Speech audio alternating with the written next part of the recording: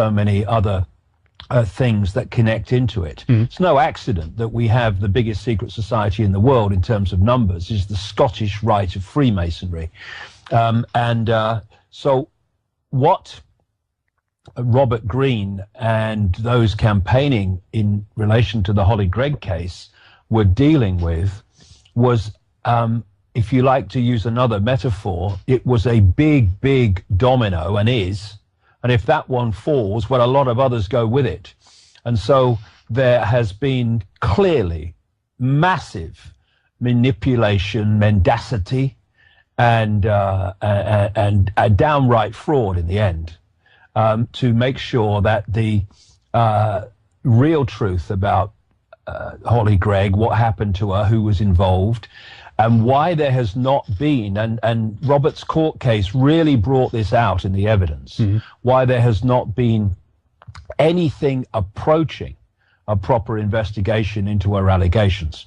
And of course, what they had to do was make sure that when he appeared in court, that the witnesses he wanted to have his counsel question in relation to all this, including the lack of investigation, like Elish Angelini, the former head law officer, basically, the Lord Advocate in Scotland, why she, both as Lord Advocate and when she was Chief Law Officer in the area where it happened, in around Aberdeen, or is alleged to have happened, why in neither case was an investigation carried out and played through. But he couldn't question her because the judge would not allow her to appear as a witness. And there was not a jury, there was just a judge making this decision. So when you look at it, it's a head shaker. Yeah. And it was obvious that they were going to do what they could to make life as difficult as possible for Robert Greene. But, you know, I've met a lot of people in my life, and when it comes to tenacity, when it comes to decency, when it comes to seeking what is right, no matter what the consequences for yourself, well, Robert Greene is right up there, because there's nothing in this for him. There is nothing except hassle. There's nothing except stress. There's nothing except pressure from the establishment over many years now. And yet he's still there, and he's still going, and he's in prison at the moment, and he's still working to get this this story circulating to the public, and to continue to put pressure on the authorities to do what they desperately do not want to do, which is thoroughly investigate this case. And why don't they want to do that? Because they're terrified of where it might lead. Yeah, and it connects with so many other probably networks as well around the world. If we have this scenario of mass amounts of children and women and what have you being kidnapped around the world, being sent to different places, then this Scottish, particularly this ring, will undoubtedly connect with other rings as well. And there's been exposés of this in the past, and it seems to go only so far, David. And then after a certain while, the investigations are shut down. They discover and notice that it's on an international level. It's big, it's huge. Then you don't hear anything else after that. Well, I mean, for a start, anything that uncovers the happenings of the Scottish establishment in terms of Satanism and child abuse and all the rest of it will immediately connect into the Westminster Parliament. Immediately. I mean, they're almost indivisible. And of course, these rings are rings within rings. In the end, it's a global network.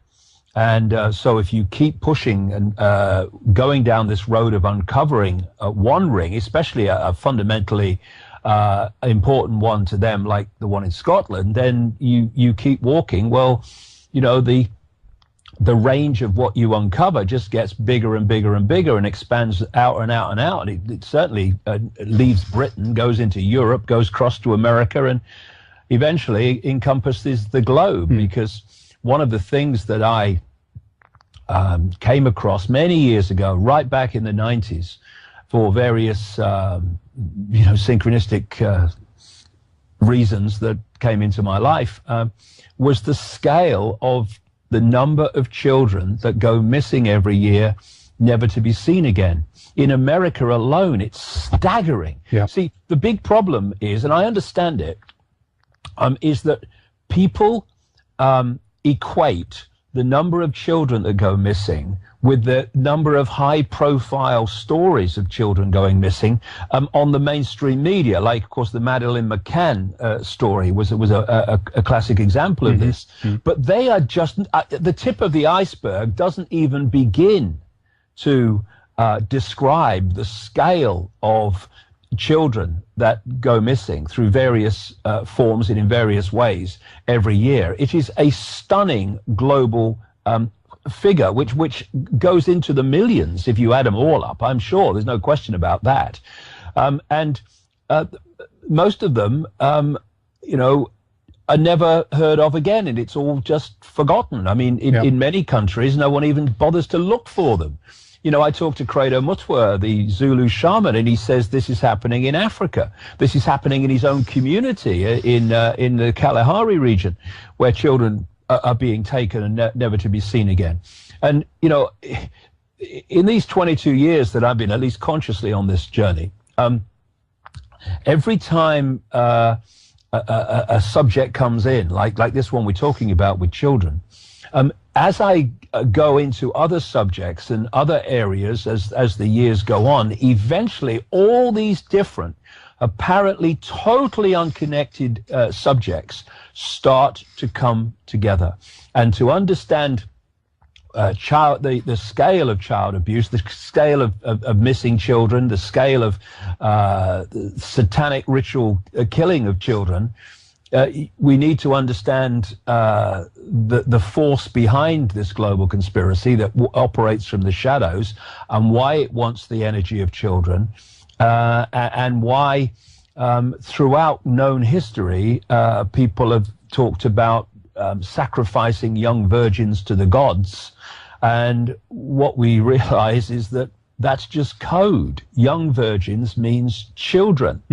And what I've uncovered over the years is that these entities that go under endless different names, I call them the reptilians, although there are other non-human forms involved, but the reptilian one seems dominant at that level, though it goes well out beyond them, I suggest. But others call them the Chitahuri in Zulu, in the Zulu lore. They're known as the archons in the Gnostic writings. They're known as the jinn in Islamic belief, and on and on and on it goes. And these entities feed off human energy. And because, like everything with energy, the energy of different frequencies syncs with energy of the same frequency. And thus, these entities, to absorb human energy, have to have energy that is within the frequency range they can absorb. And it seems to me that this relates to low vibrational human emotion, that relates to fear, to frustration, to depression, to frustration, all these things. The emotion that leads to violence is in wars, conflicts, individual and collective, all this energy that they absorb. And but there's a particular energy that is like a nectar to them, and that is the energy of children before puberty. As I pointed out in the books over the years, this reality that we experience as physical through the conscious mind is actually illusory physical. It's holographic. We decode it to appear physical, but actually it's illusory. This is why quantum physicists can't understand why atoms supposed to make up this solid physical world, which isn't, when atoms have no solidity. But it's not a paradox. It's because they don't have to be solid. Nothing has to be solid to create an illusory solid reality, a holographic reality. And so when we go back to the base construct of everything, whether it's the human body or the universe, certainly as we experience it anyway, it's a waveform vibrational information construct. And what we call the physical, the holographic, is like a movie screen, the waveform level, what I call the metaphysical universe, is like the projector at the back of the movie theater. It's from where all this comes, and then it hits the screen and we see the movie. But what we're doing through what I call the human body computer is we are decoding that waveform information construct into holographic reality on our personal screens, which is the decoded by the genetic structure. The brain's involved, obviously, but the DNA and the genetic structure in general are doing this. So therefore, when we see what they call puberty, we see a hormonal change, a chemical change. But that chemical change in holographic reality is merely a decoded expression of an energetic change going on in the child, right. An energetic change, an information change, which is moving the child from being a child into what we call adulthood. And it's that energy before that change takes place that these entities most want to absorb, what most want to have as a food source, a power source. And thus, throughout history, we've had this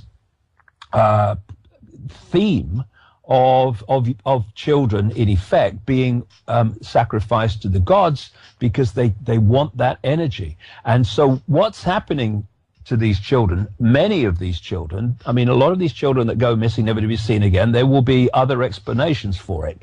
But in terms of the ratio of them, a large number of them, I suggest, a very large number, end up in sacrificial rituals. They end up being in pedophile rings and stuff like that. And they're having their energy vampired, because there is the process, horrific as it sounds, but we need to face these things if we're going to sort them out, yep. Where at the point of sacrifice, the energy of the child is released and the entities absorb that energy. But there's also the pedophilia aspect of this, where these bloodlines, these hybrid bloodlines, which were known in the ancient world as the demigods and what have you, are a hybrid genetic creation that is part human and part reptilian. And so they have this dual genetics. And they were created specifically to be the middlemen and women within our reality, what we call visible light and the electromagnetic spectrum, etc., to represent the agenda of these hidden entities in human society, so that we are manipulated and have our society directed by forces we don't know exist, because it seems to be being done by people in places of leadership and influence and power that appear to be human. Well, actually, they're conduits. And this relationship can be this dynamic can be described and symbolized very much like this. You have often you see scientists in a laboratory who can't work directly with some material. So the material goes in a sealed tank. They stand outside the sealed tank and they put their arms into the tank and work with the material while they're outside of it. Right. If you take the tank to be symbolic of our reality, human reality, you take the scientists to be these entities operating outside of that frequency range overwhelmingly, though not entirely, and the gloves that they use to go inside the tank to be these hybrid bloodlines, well, then you have the dynamic. And so these bloodlines are a conduit, and because of their hybrid nature, again, you take hybrid genetics, you take that to its base form, which is waveform. It's an energy field that is very much more vibrationally compatible with these reptilians than the general run of the population. And that's why these bloodlines were created, so that they could be very powerfully possessed by these entities, and their mental and emotional, passes for emotional processes, could be taken over, and thus they're just the, if you like, the middlemen and women that allow these entities to manipulate human society while humans have no idea they exist. And where I'm going with this in terms of pedophilia is that this genetic compatibility, it's horrible what I'm going to say, but, you know, let's face it, means that when a pedophile is having sex with, especially a pedophile within this bloodline, is having sex with a child, what is happening is the overshadowing entity possessing that pedophile and stimulating that desire for sex with children is drawing off the child's energy through the conduit pedophile and absorbing the child's energy. That's why, as I started to uncover this from the early 90s up to present day, one of the things I found again and again is if you follow some of these major names in the conspiracy and you follow them through in terms of investigation and research, secret societies always come up, Satanism always comes up with the top people, and so does pedophilia. Those three things continually come up in relation to these major bloodline personalities, and this is the kind of reason why. And you really, when you go along this journey of research, if you go along it with a preconceived idea, with a religious belief, a political belief, a scientific belief, well, forget it, because unless you're prepared to let them go in the light of the information, then you're never going to get into the rabbit hole more than a very short distance, because you are going to censor where you need to go to understand this whole deal that we're going through. So you can see there, Henrik, we've started off talking about Holly Gregg and her allegations about the paedophilia and Satanism of the Scottish establishment, and Robert Greene and what he's doing. And already we're miles away from that, talking about entities and all the rest of it. This is how the tapestry works, and we must, if we're going to understand this, and allow it to unfold for us, we need to be really light on our feet in terms of where we're prepared to go, and not censor things just because at first hearing they sound fantastic. Otherwise, we're just in our own box. We're in a different box to people that dismiss the conspiracy altogether, but we're still in a box. That's right. Absolutely. It's very, important to be able to connect the dots, and that's why that's one of the most dangerous things of all to the establishment as it is. It's like you can hear stories and they're in their disconnected manner, no problem. You can do a great job in that sense from the point of view of media of actually extracting information about what truly is going on. But when you begin to connect the dots, it's all of a sudden then their viewpoint on you is that then you're mad, then you're the guy with all the newspaper clippings on the wall kind of thing, right. Yeah. But that's really where the key lies, though, when you actually begin to connect the dots, and what you say, also doing that without actually going out to just only confirming your initial belief, but actually letting the information lead you where it may. It's so important, and that's all what this is about, laying the puzzle in a sense. Well, this is the thing, Henrik. You see, I mean, what stupidity, in my view, and what unbelievable arrogance to think that we, in this manipulated density, can possibly know everything that we need to know or there is to know. That's ridiculous. And when you bring it down to its most extreme, we're living within an infinite reality, of which this one that we think we're experiencing is but a tiny sliver of all possibility. And yet, when you bring it down to its most extreme, the people are saying that all you need to know is written by who knows who knows when, in who knows what circumstances, between two covers of a single book called a Bible or a Quran or whatever else they call them. It's ridiculous. And I've reached the point some time ago now where I can say I don't believe anything. I don't believe anything. And I think we really need to get into that realm of not believing anything. And what I mean by that is that I have a perception at any point of how I see things and how I see things are. But I know that because there is the vastness of forever, that there's always more to know about everything. And therefore, nothing solidifies into a belief that then starts to repel all borders to protect itself from being moved on.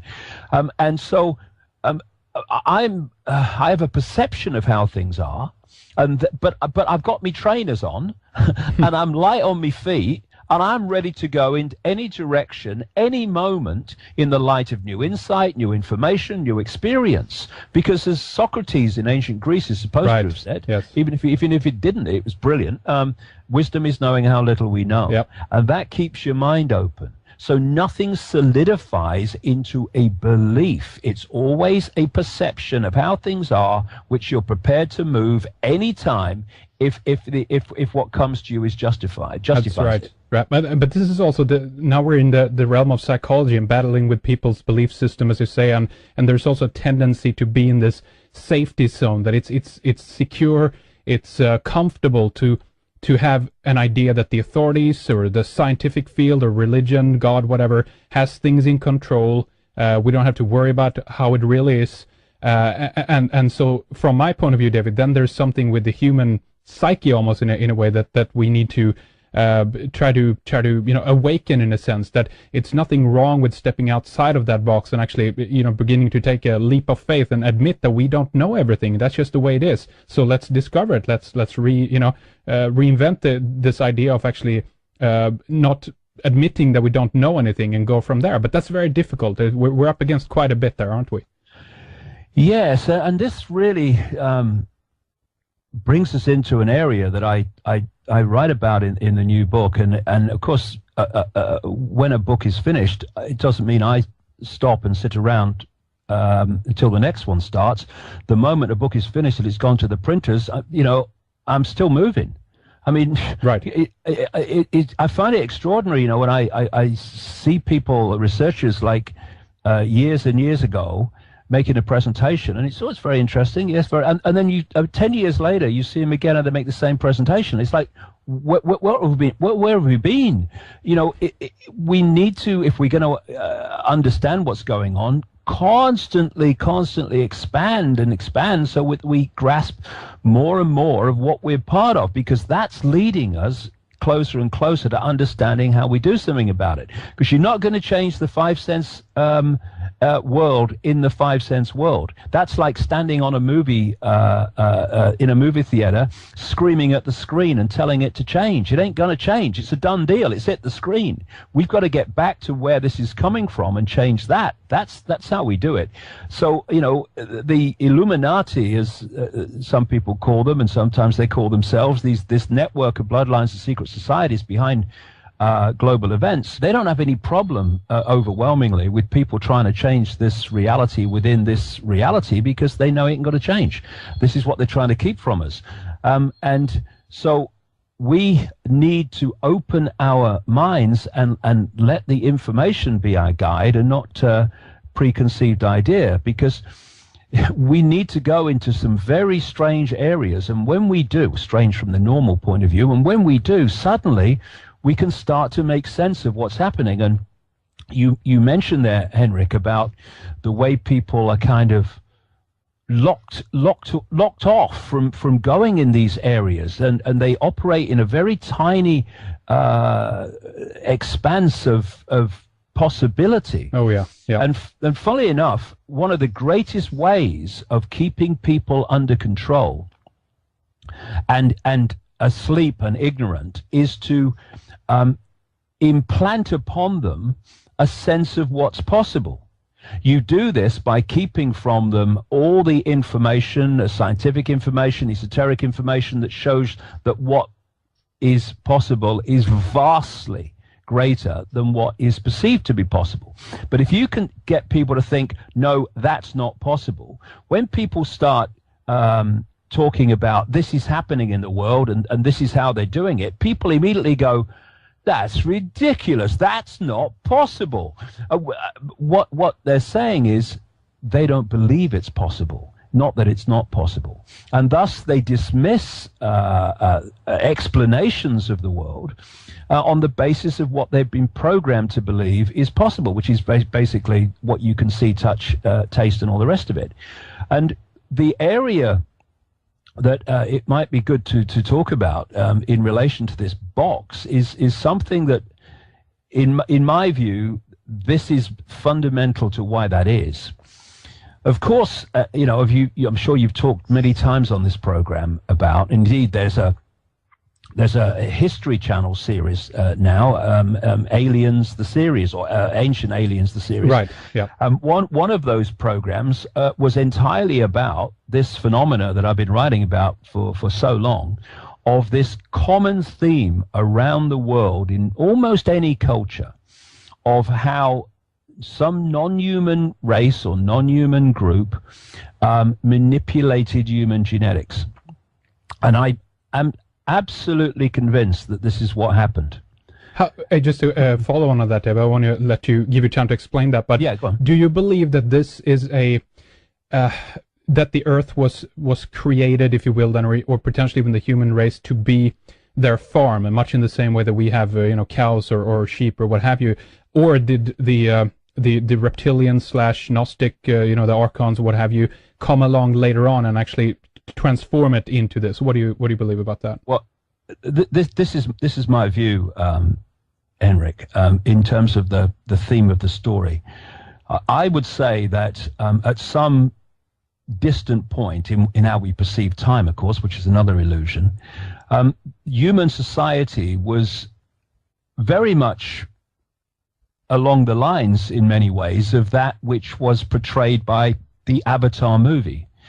You had the blue people on the moon, the Pandora moon, and they were aware that everything was connected.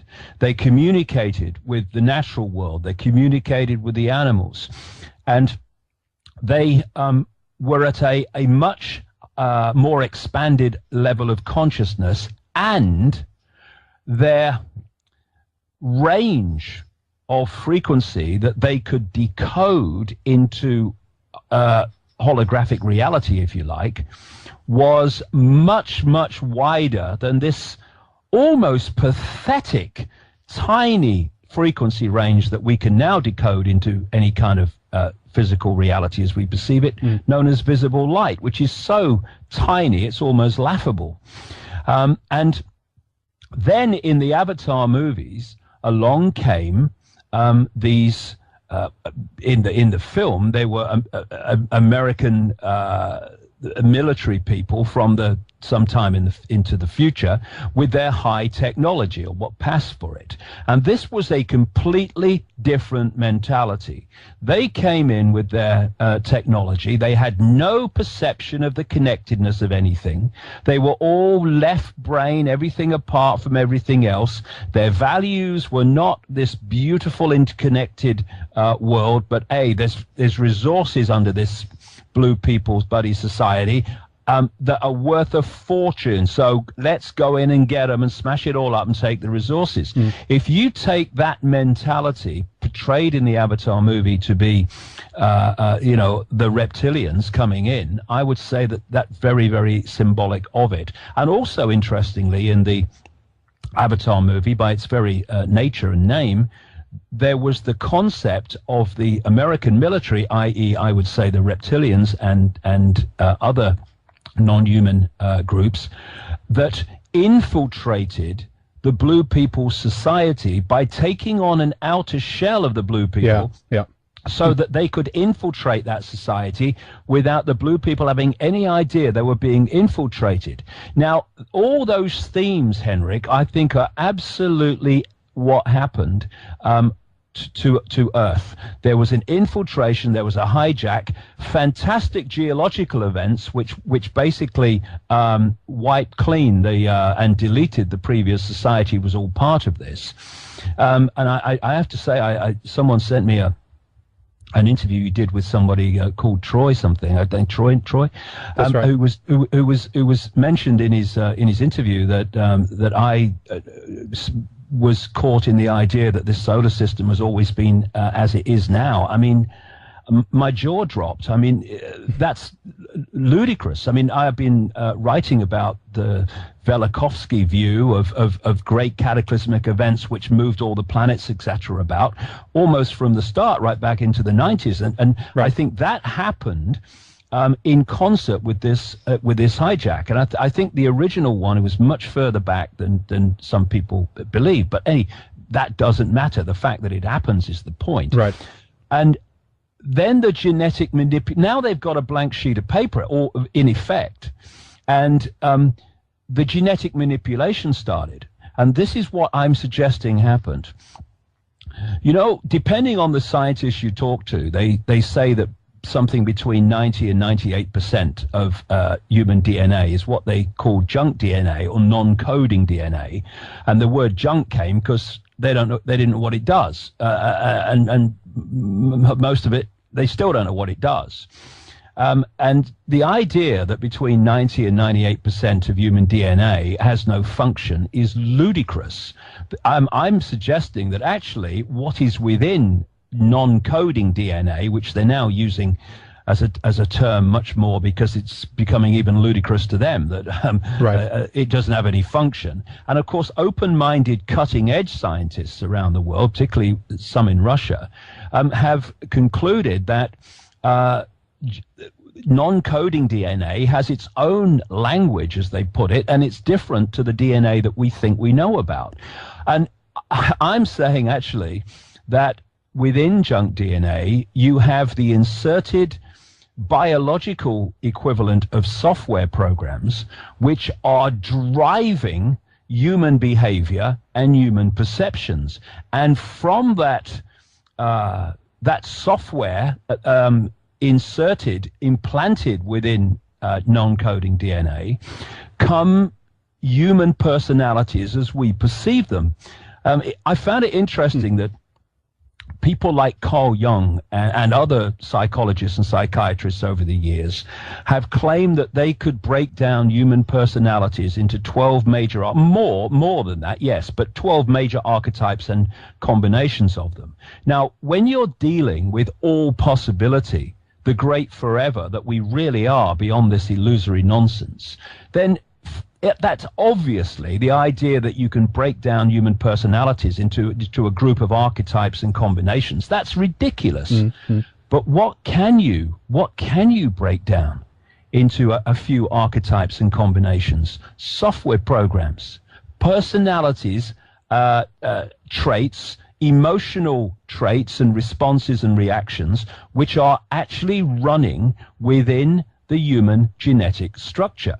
Now, I also found it interesting that I read so many accounts, Henrik, of near-death experiences that people have had, which included words to the effect of, when I was outside the body, I didn't feel emotion like I did within the body. Mm-hmm. I didn't have human emotion. Doesn't mean they were kind of cold or anything like that, but the human emotion they did not have of the type that we experience. It's tied to the body. It's tied to the genetics, those emotions. Yeah. Yes, that's what I'm saying, that these emotional programs were implanted during this genetic manipulation of the human form, which went on and is recorded by all these ancient cultures. And so, if we are only perceiving reality from what I call body-mind, which is the holographic form and the energetic fields that interact with it, body-mind, and not opening that and allowing the greater self in consciousness, as I call it, which is operating and perceiving and observing from beyond this realm of our experience currently, then I suggest that it is very possible, and I think it's very common, shall I say, that people can go through an entire human lifetime without having a single original thought or emotional response that has not come from within this software or externally manipulated sources. And therefore, when you're in that state, you become incredibly predictable. When it's like, if you type information into a computer, you know what that computer's going to do when you press enter, because it's programmed to do that. Yep. And in the same way, as you type information into a computer, that's symbolic in the human experience of the various situations we find ourselves in. And when you go around the world, of course there are exceptions, but generally, if people of different cultures face the same situation, it's almost like pressing enter. You pretty much know how they're going to respond. And you take it to this other aspect. I was speaking earlier about the fact that these entities feed off human low vibrational emotional energy. Well, by putting the emotional program within the body-mind biological computer, as I see it, all you then have to do, Henrik, is to create a society which by its nature is constantly triggering the emotional responses within the software. Yeah. And what's that doing? It's turned humans into producers of the very energy that these entities use as a power source. So when in the Matrix movie you had the Morpheus character holding up the battery and saying, basically summarizing, that humans have been turned into one of these, that is a profound truth in my view. And so if we are going to get out of this enslavement, and this is why the control system is terrified of this, we need to open our minds to allow consciousness in. And when and to do that, we've got to put aside all these preconceived beliefs, preconceived ideas, which act like energetic firewalls and sensors to stop us being influenced by the greater self. And we become isolated in terms of our point of attention into basically five-sense reality. And when we are enslaved inside five-sense reality, we are in the very stadium which these entities have created, and thus are experts at. And so when someone opens their minds to consciousness, they then begin to perceive the world differently because their point of attention has now been dramatically expanded.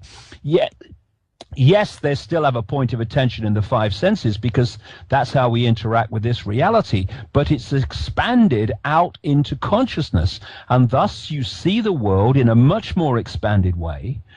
You can see things you couldn't see before. You can see how the dots connect, because all you could see was individual dots before that seemed to have no connection. And suddenly it's like, whoa, I never saw this before.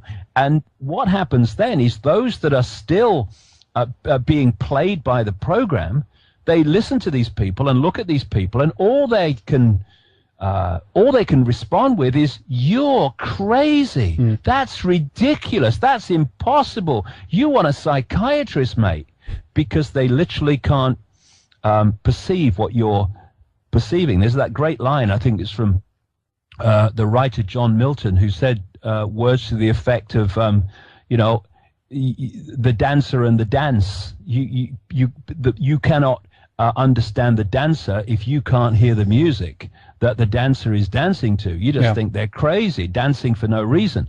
And so you see this awakening, Henrik, that's going on now as people are teasing out of this program version of self in the world, and they're starting to move that point of observation, and we call it an awakening. What it is breaking the bubble that most people live in, which keeps a consciousness out. And it's about time too. I mean, if I see it, I've mentioned this many times before, but I see it kind of falling two ways, because you seem to have one group of humans as well that are kind of falling deeper into the illusion, deeper into the bubble. It's almost like a computer game as well. You have a handful of these characters that you can choose between, in a sense, and their ability rather to actually being able to predict the future, to come up with to run a supercomputer on a program basically that has a preset program that is about detecting future behavior. You need to have a population that is very, very limited in these responses that you talk about as well. So it's about control at the bottom of this as well, and also to kind of limit the bandwidth of the consciousness itself, and create a kind of a small-minded people in a sense, because once you get them inside of that box, they're very, very easy to be, to track their behavior, and predictable in a sense as well. So I feel that the control aspect is essential in this case, and that's why, as you said, David, they hate people who actually break out of the mold, because we have this illusion of individuality. What color do you want on your iPhone? That's how it's extended now, and uniqueness and individuality is almost out the door, unfortunately. It's like I saw on a car sticker in California once, you laugh at me because I'm different, I laugh at you because you're all the same. This is the dynamic of it. But what you say there about squeezing the frequency, I'm absolutely with. I've been writing about that for years, because one of the big breakthroughs is when you start to understand that DNA is a receiver-transmitter. And of course, a receiver-transmitter operates on what? It operates on a frequency range. And these stories about in the ancient world, the gods lived among them. Well, right. I think the gods did live among them, because their frequency range of humans to decode reality into what we would call a physical reality was much wider, and therefore we could see these, quote, gods, because they were within the much more expanded frequency range that we could access and perceive. This genetic manipulation, I strongly suggest, a major part of it was to squeeze the frequency range that the human body computer, as I call it, body-mind, DNA receiver-transmitter, was receiving and transmitting on. And thus, the gods are still where they always were, but we can't see them anymore, because we are no longer going that far out in the frequency band where we can actually see them. And so they have hidden themselves from human sight by genetic manipulation, and then created these hybrid bloodlines, the Illuminati bloodlines, within this tiny frequency range of human perception, to be the conduits for their agenda, while humans have not a clue that it's actually going on. And to understand what's happening, you have to get out of body-mind. There is a limit to how much names, dates, places, research. I do all that. I've done it for 20 years. It needs doing. But there is a limit to how far down the rabbit hole that is going to take you.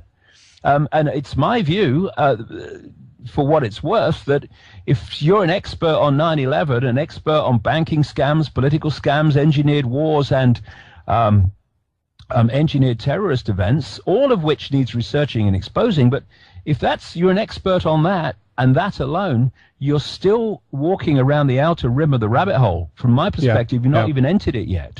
And what we have, of course, is religious belief, political belief, cultural belief, all acting as suppressors of open-minded, go where the music takes you research, and also realizing that a lot of stuff has got to come through your own intuitive knowing, and by reading the language of life and the signs and the clues that we're given.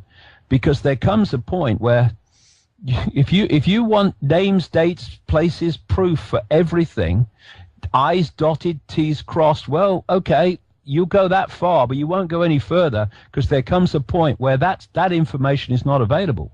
We have to go through other ways of perceiving and bringing this awareness into some kind of storyline, if you like, to explain what's going on. That's right. We're going to take a break in a minute or so, David. But before that, I just want to comment a bit on what you said earlier, because there's actually some science behind this idea as well, that belief, obviously, and you know this, affects reality. But we also have the idea that even science, the written word, the alphabet in itself, even the law that's connected with that, written law versus oral law, actually are changing your consciousness dramatically. It locks us into the left brain portion of the world, and there's even studies done on how human civilization has been going up and down. This is from the work of people like Leonard Shlain, for instance, and shows actually how the adaptation of the written word, how that has transformed society, as far as if we look at the revival of images and the Renaissance, things like that, versus the alphabetical written side of things. And so there is science behind this idea that we're totally locked down in what's on the paper kind of thing. And this also constructs our perception of reality, meaning that's another factor why I think people are not prone to be in a mystical consciousness these days, David. They don't see the things that mankind allegedly did, many thousands of years ago, where they have more interaction with the environment, almost more of the avatar type, society that you mentioned before, David. Yeah, well, what if we come up to a break pretty shortly, Henrik? I'll wait till afterwards. But I was having a conversation only about 20 minutes before the interview started with someone about this very thing and the relationship of word communication as opposed to other kinds of communication, and it's something I'd like to talk about when we've had the break. Absolutely. Let's do that then and come right back. I'm going to, of course, mention in the meantime here that the book is called Remember Who You Are. It's a new excellent book that you can pick up either at davidicke.com, that's the main website obviously, or at davidickebooks.com as well. And if there is someone who wants to know more, by the way, about Robert Greene, there is a website currently set up for that. You have it linked up on your site as well. It's freerobertgreene.co.uk, where you can find out more about that and how to get involved and potentially help along into getting Robert out there. Anything else you want to mention about books or website, David? Please go ahead. Well, no, that's fine. The other thing that I'm doing this year is the biggest event I've ever done at Wembley Arena in London, because that can be anything between 5,000 and 10,000 people, depends on how many want to come. It's a decision we have to make in the very end of July on what numbers we're going to cater for. But the reason I'm doing it is because, well, first of all, we kind of outgrown in terms of interest the London venues we did before, and the middle venues like the Albert Hall didn't want to know, and so I decided to go for it and go for this major venue, because I wanted to make a statement that could not be ignored, which is, have a look at the number of people who are here. Something's changing, something's happening. Look at it. And also, I think, if we can gather enough people together of like mind in one place and those sort of numbers, then the impact on what some people call the morphic field, the information field of the earth, will be fantastic, especially in an energetically very important area of England and London. I mean, the conspiracy is not so much based in London and England for no reason. It's all about energy, and it's all about controlling the energy grid. And there are many levels to this Wembley event. So that's the thing that I'm really working for this year. Excellent. Just go to davidicke.com and just scroll down and you see the banner or the poster right there. David Icke, Remember Who You Are. It's at the Wembley Arena in London there, October 27th, 2012, and you can book your tickets right there as well. That's excellent. Did you ever think you'll end up on the stage in Wembley, David, by the way? No, I never thought I'd end up on any stage at one point worth the name stage, because no one wanted to know. But it's fantastic that if I have this phrase, you can't unhear something. So keep speaking your truth, and if people laugh at you, well, fine. And if people dismiss you, well, fine. But if your truth has any validity, it will eventually be shown to be so. And when it is, people won't be able to forget where they first heard it. And thus, you can make reality change by continually to speak your truth and to walk your truth rather than let reality change you.